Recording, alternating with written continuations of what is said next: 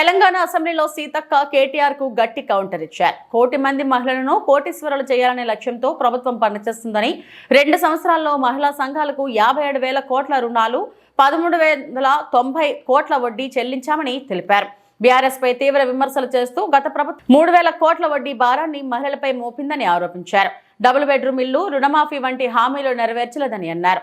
సమ్మక్క సారలమ్మ జాతరలో మహిళా సంఘాలకు 6 కోట్లతో షాపులు ఏర్పాటు చేసి 3.5 కోట్ల లాభం అందించామని తెలిపారు. భవిష్యత్తులో 5 లక్షలకు మించి రుణాలపై కూడా వడ్డీ చెల్లింపులు అంశాన్ని పరిశీలించాలని ముఖ్యమంత్రికి విజ్ఞప్తి చేసినట్లు సీతక్క వెల్లడించారు.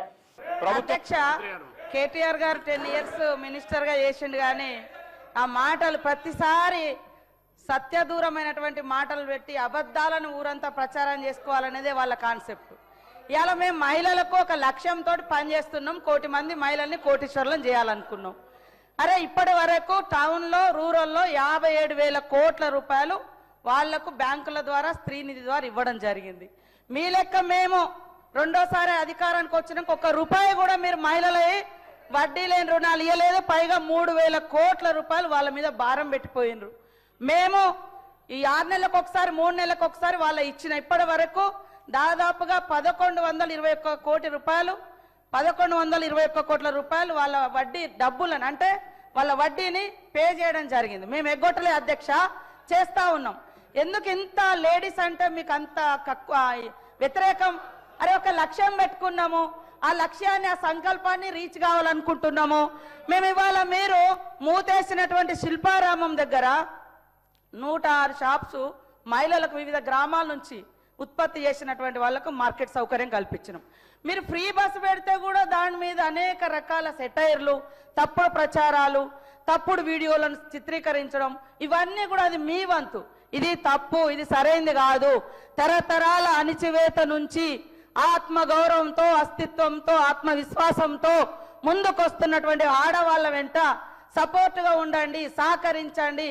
అది నిర్ణయాధికారంలో కావచ్చు, కుటుంబ అధికారంలో కావచ్చు, రాజకీయ అధికారంలో కావచ్చు. నేను చెప్తాను అధ్యక్ష, ఒక ఉదాహరణ. మొన్న మా దగ్గర మేడారం అయింది. మేము వాళ్ళకు 6 కోట్ల రూపాయలతోటి 565 మందికి షాప్స్ పెట్టించినాం. మొత్తం వాళ్ళు with in few days, just 10 days నుంచి 15 డేస్లో 3,33 లక్షల రూపాయలు అదనంగా వాళ్ళు సంపాదించుకోవడం జరిగింది.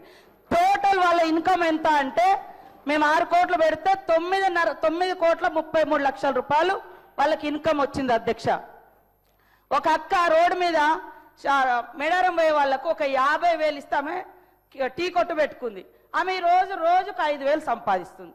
ఇదే ఇప్ప పువ్వు, మవ్వ లడ్డు వాళ్ళకు ఒక 50,000 నుంచి మేము స్టార్ట్ చేసి 2 లక్షలు ఇస్తే వాళ్ళు ఆ 3 మంత్స్లో టోటల్గా మొత్తం ఈ రోజులో 14 లక్షల రూపాయలు సంపాదించారు. ఫ్యూ డేస్లో 1 వీక్ 15 డేస్లో 5 లక్షల రూపాయలు సంపాదించారు అధ్యక్ష. ఇదొక మారుమూల అటవీ ప్రాంతాల నుంచి వచ్చి జరుగుతున్నటువంటి వ్యవస్థ. దాన్ని బట్టి మేము వాళ్ళందరికీ ఒక నమ్మకం ఇస్తున్నాం. మీరు ఇట్లా చేసుకోండి, ఈ రకంగా బ్యాంకులు